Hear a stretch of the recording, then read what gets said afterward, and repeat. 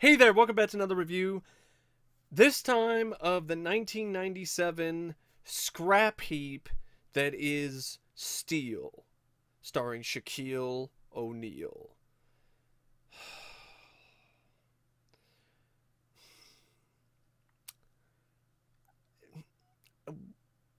Where, where do I even begin with this shit pile of a movie? Okay, this this is easily the worst DC comic book movie I have seen. I will take Catwoman over this with Halle Berry because at least I can laugh at that movie at how bad it is, how batshit crazy that film is. I will take Batman and Robin any day over Steel. Batman and Robin, I can actually have some fun with it. I will take any DCU movie that's come out over the past few years or so and their new cinematic universe. Yes, Man of Steel, Batman vs. Superman, Suicide Squad, Wonder Woman, the upcoming Aquaman movie. I will take Justice League. I will take all of those combined over Steel. That's how truly shitty Steel is. There's a line of dialogue in this film, like soon, like 5 minutes into the movie, where Charles Napier is his general character is all like, "I thought I smelled nuts roasting," and I'm like, "Yeah, my nuts. You smelled these nuts roasting because I am watching Steel. Because I'm watching this fucking piece of shit movie that's so bad I feel like it's stealing my soul." Hellraiser shouldn't even bother with the Lamentation configuration box and torturing people with chains and hooks and shit. He should just be showing people Steel. That's much worse suffering. Million times worse. Oh, God. And this is a film that is not even so bad it's good. Like something like Batman and Robin can be at times.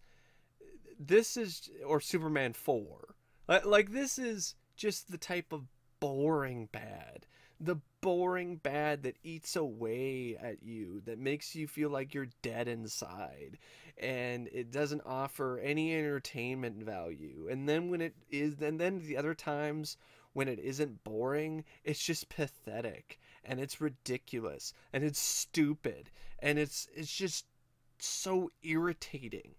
And it's just one of those things that's like, this is just bad on every level. From the directing, to the writing, to the acting, to the... I guess maybe... I mean, I guess some of the best things about this are the visual effects, but that's not saying much. It's like... But even on that level, it can be bad. It's just the music. It sounds like shit from a 70s porno half the time. And the only thing that's salvageable is the main theme, but that sounds like a wrestler entrance. It really does. It reminded me of Goldberg's theme from WCW. Like it's all right, but it just sounds like something you'd hear playing on the Titantron. Like, it does not sound like a cinematic score. And I just, the cinematography, the editing, the pacing. Oh, this film is as slow paced as Shaq. I mean, there's the one chase scene we have is Shaq just playing a really lame, slow paced, sluggish version of Frogger with trains. Well, not really trains, but train cars that I wanted to smash into my face so it would knock me out so I wouldn't have to sit through this shit any longer. So I wouldn't have to be sitting there watching Steel. There's like a repeated gag where the grandmother's trying to cook a souffle and they're like, "Shh, be quiet. Oh, quiet. Because the souffle is cooking."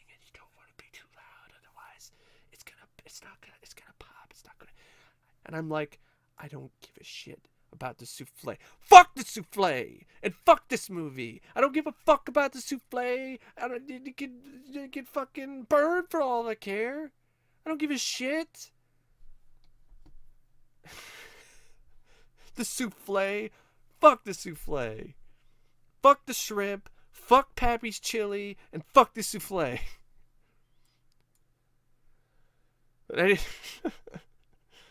Oh, man.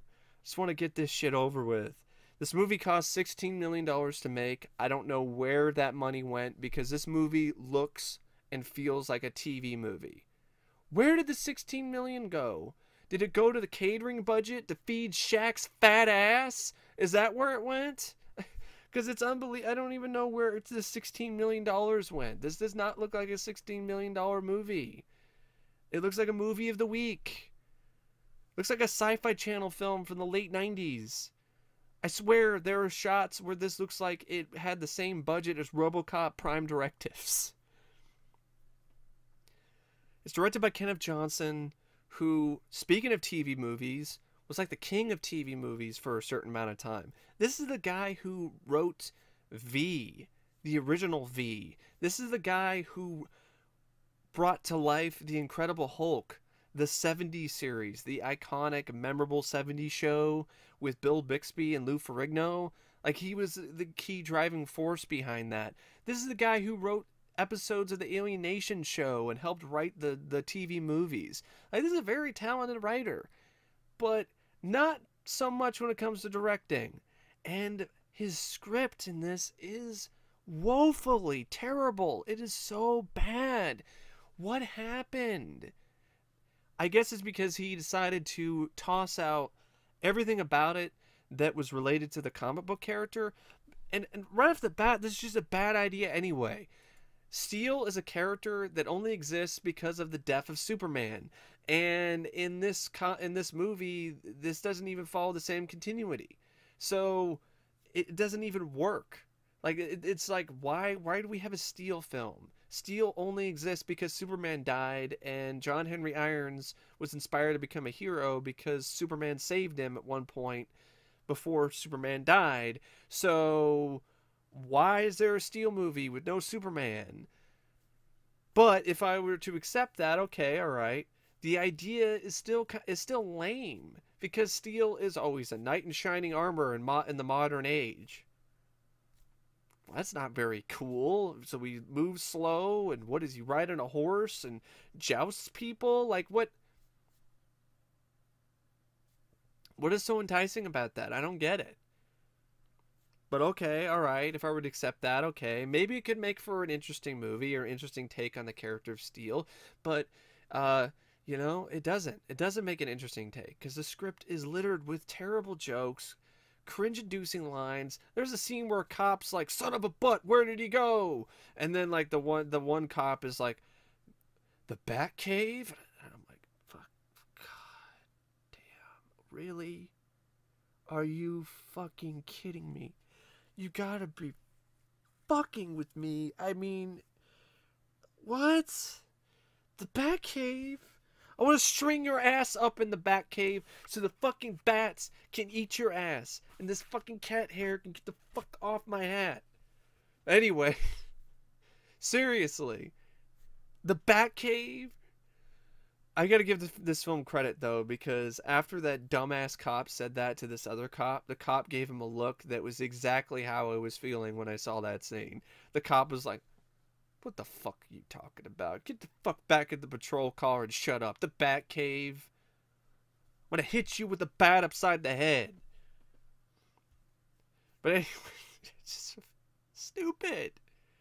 Oh, and of course the immortal one-liner that Shaq gives when he first breaks out his hammer. "It's hammer time." That was dated even then, because MC Hammer, I don't even think he was even that popular by 97. Really? It's hammer time? Yeah, it's hammer time, because it's about time for me to beat this film with a fucking hammer. That's the hammer time. That I guess when Shaq says it's hammer time, you eject the film from your VCR or your DVD player, you break out your hammer and you beat it to fucking pieces, because that's the time to do that. So you don't have to watch the movie anymore past it's hammer time. I mean, if that isn't bad enough, you got a kid who's just an annoying inner city 90s kid who's spouting all these like 90s catchphrases. Well, not necessarily catchphrases, but you know, the type of just really irritating type of speak that you're like, oh, come on. And apparently the writer actually spent some time with kids uh, uh, in the hood or something to get their lingo, and I'm like, we don't need that in this movie. It's annoying and bad enough as it is. The villain, it's the villain is just just a shitty arms dealer. He's just an awful arms dealer, and he's played by an awful I'm here to take a paycheck Judd Nelson. Okay, it's I mean, not even the villain is interesting. Not even the villain is fun. He's not impressive. I don't understand why Judd Nelson says impressive that way. I guess Kenneth Johnson thought that was okay. Impressive, isn't it? No. Nothing about this movie is impressive. It's impressively bad. I guess that's what's impressive about this film, is how fucking terrible Steel is. But yeah, other than that, no, it's not very impressive. Fuck. I mean, you even have Shaft in this movie. Richard Roundtree is in this film, and he can't save this shit. There's one scene that he's in that has some of the worst dubbing I've ever seen in my life, because it just throws in some audio and you don't even see his lips move. It's just a scene in the middle of the movie somewhere where I guess Richard Roundtree's character is reacting to Steel and his shenanigans, and he's like face palming, and he's like, "Oh, I'm too old for this," and it's dubbed over the scene, over the audio, over the soundtrack. Richard Roundtree doesn't even say it, and it doesn't even sound like Richard Roundtree. It sounds like a white guy that they got off the, out of the editing lab. Like the audio editor was like, "Hey, we need this line, like, because we think that this isn't. We need something here, because him face palming isn't good enough. We need him to say, like, I'm too old for this. So do you think you can do it? All right, or whatever. We'll pay you a little bit extra. Okay, all right. I'm getting too old for this."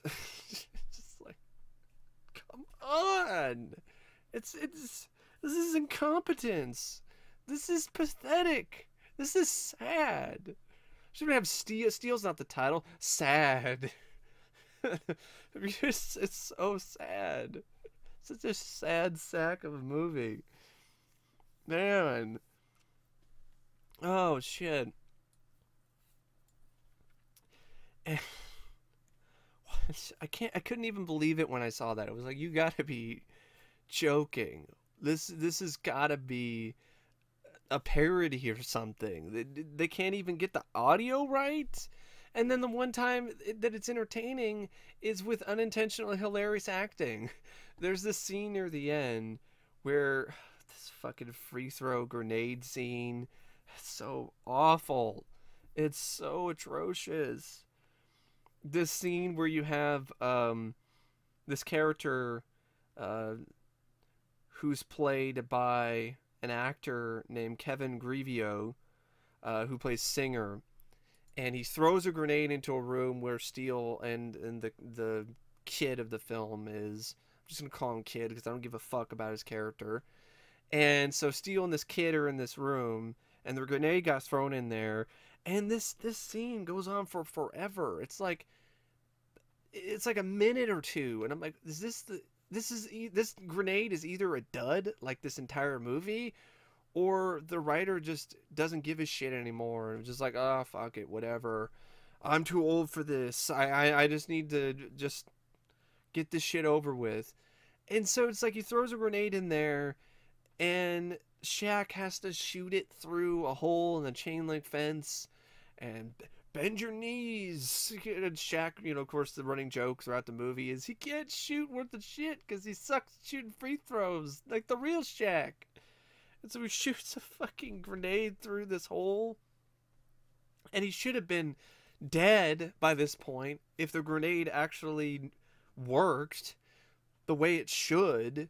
But no, it doesn't. It falls through the chain link fence, and then it lands right in front of this actor, Kevin Grevioux. I crack up just thinking about this because this is hilarious. The grenade falls in between his legs, and he's all like, "No, no, no!" And then it blows up and it kills him. I'm just like, that sums up what my reaction would be if someone told me, let's watch Steel. Like, hey, let's watch Steel again. And I'd be like, no! Oh, this is fucking stupid. It's funny, though, but stupid. So bad. And what makes it even funnier is this actor throughout the film, like, he has this really deep voice that's so deep it sounds fake. Judd Nelson is like, "Can I trust you? You can trust me. You can trust me. I'm very trustworthy." And then when he dies, he's like, "Ah! No, no." Oh man. That's as enjoyable as the film gets. I gotta, hey, here's a cookie, Kevin. That's how sad this movie is. The most memorable shit is like laughable scenes. The only things I could say I thought were worth anything about this movie is the costume design by Greg Kinnear of the steel suit, Kevin Grevioux' performance in that one scene, the bits and pieces of the score, and I liked the tech. I did like the tech. I liked the guns and the weaponry in the movie, but that doesn't save the film. Because the rest of the time, it's like the movie's taking a steel hammer to my nuts, just hitting me repeatedly right in the nether regions. Or my ass is on fire, like that one guy said his ass was on fire early in the movie. Or my nuts, they're roasting. Because I'm having molten steel poured on them while I'm watching this movie. I mean, there's also a scene in the film where Shaq is talking and trying to do a pep talk to the wannabe Oracle in the movie, Sparky. Sparky! Sparky! That's honestly how bad Shaq's acting is in this movie. He's supposed to, it's a dramatic scene where he's supposed to like be screaming out in anguish trying to save Sparky, his friend, and he's just like, Sparky! It is like, this movie is so shitty! But anyway, he's trying to give her a pep talk, and he's all like, "I know it must be awful for you. I can't imagine how it feels." I'm like, "No, you can't, Shaq. Yes, it's awful. Why don't you sit your big ass down and you watch this movie and you endure your own atrocious acting, and then you tell me how it feels. Because it hurts. It hurts a lot. It hurts bad. Okay? I want you to experience the pain that I'm dealing with, Shaq. Because you're whack, okay? Shaq is whack in this film. He's a terrible actor. He's a 7-foot-tall teddy bear. He has no presence. He's not intimidating. And apparently he did all his stunts in this film because they couldn't find a stunt double who was tall enough to fit in the suit. So that's another reason why the film ends up having really awful, just painfully bad, not even exciting in the slightest, adrenaline lacking action sequences is because Shaq's doing all his stunts and he moves like he's fucking Blackenstein, okay? He's Blackenstein. He can't fucking move worth the shit. You put this heavy ass suit on him and he moves even slower. It's crazy to me that a basketball player who has so much charisma on the court and is an intimidating presence in the paint is not even remotely close to that on film. It is a spectacular failure. It really is. And apparently, you know what's an even bigger fail? Is that Warner Brothers is the reason why Shaq was even in this movie. Because Kenneth Johnson's first pick to play John Henry Irons in this movie was Wesley Snipes. He wanted Wesley Snipes. I'm not saying Snipes would have saved this movie, but it probably would have been better. It definitely would not have been a total pile of trash like this movie is if Snipes was in the lead role instead of Shaq, who has all the acting ability of a plate of steel. But anyway, yeah, his choice was Wesley Snipes. But Warner Brothers, who were led by a bunch of dipshits at the time, the same dipshits who were like, hey, Joel Schumacher, you know, we really don't care what the quality of Batman and Robin is because we just want you to make a toy commercial. Well, these same dipshits, they were the ones who were like, let's have Shaq as in the lead role. We recommend Shaq to Shaquille O'Neal to play the lead role because Shaq is hip with kids and we'll sell more toys. That really is the reason why Shaq is even in this movie. Because Warner Brothers was led by a bunch of dipshits at the time and thought Shaq was a good buy, a good get for the kids, and he'd sell more toys. It's baffling that Warner Brothers is even still around to this day after how horrible they were ran back in this time period. Like the dipshits that were running that company, I am absolutely stunned that it was not run into the ground and they had to sell everything and all their assets after 1997. Okay, this is not the year of just Batman and Robin. This is a year of Steel, which is way worse than Batman and Robin. I can't even believe that. I'm like, really? 2 movies that they just made just to sell toys in the same year. Wow. Just, holy shit. So, this film, like I said, it looks like a TV movie. It feels like a TV movie. It does not look like a $16 million film. The action sequences suck. The acting sucks. Even a tolerable performance by Annabeth Gish turns out to be below average because there's certain scenes where her performance lacks. Judd Nelson as Nathaniel Burke, like this guy, Judd Nelson, I just think he should be, just go back to detention. Okay, this movie should send you to detention permanently. Okay, you're not leaving the Breakfast Club. Like this is like you're stuck in the Breakfast Club for the rest of eternity because of your performance in this film. Richard Roundtree, why is he in this movie? And why does he look like Garrett Morris? I swear to God, he just looks like Garrett Morris in this movie. He doesn't look anything like Shaft or Richard Roundtree. He makes a Shaft reference in this that makes you want to bash your head in with a steel hammer. I don't know why they did that. He's like, oh, I like the Shaft. Especially like the Shaft. That's my favorite part. Yeah, because this movie shafted me. This is a Shaft. A Shaft, all right. Total Shaft of a motion picture. I just... fuck hell. I mean, I think this movie is affecting me physically because I'm getting sick to my stomach. I'm getting sick to my stomach right now talking about Steel. So I should probably stop because I really I can't talk about this movie anymore. I can't. I really don't have anything else to say about the movie either. Except, don't watch this movie. Just don't even watch it just for a laugh or ironically. Don't do it. Trust me, it's not worth it. It is not worth it in the slightest.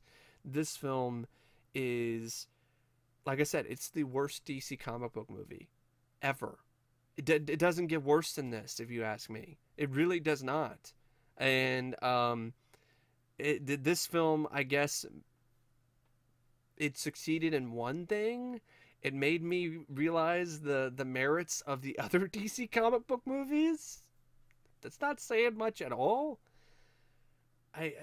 This film is so intolerable and so terrible and so atrocious and so god awful and embarrassing and pathetic and sad and boring and tedious that I really want to round up every copy of this flaming pile of shit and throw it into a steel mill, because then might get put to some good use, because maybe people could use it for construction and actually build something that actually works, and can build a foundation with it that doesn't fall apart, that isn't faulty, that doesn't fall apart at the seams, and is not a total fail like this movie is. It would be nice to see this movie get put to some good use. This film, like I said, it steals your soul, it steals your time, it steals your money, and also another good thing I can think of that this film did, it killed the movie career of Shaquille O'Neal, which I honestly do thank the film for immensely. Thank you. Thank you for killing off the movie career of Shaquille O'Neal, because that motherfucker can't act, he can't rap. The only thing he's good at is basketball, and thankfully after this he just stuck to that, because that's the only thing he's good for on this earth, is to slam a basketball through a hoop. That's all he's good for. Other than that, I mean, the guy can't hack it, okay? He's a hack. He's whack.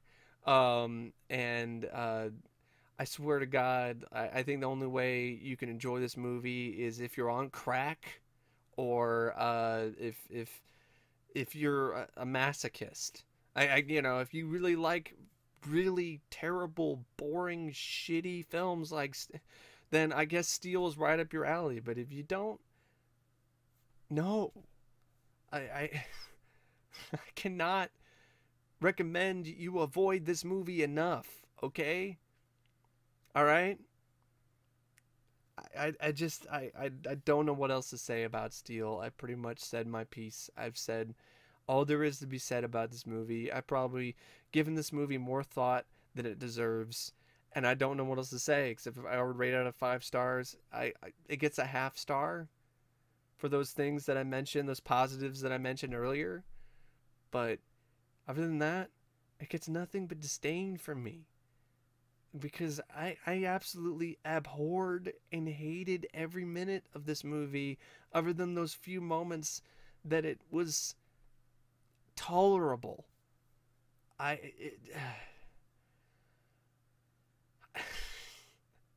That's it.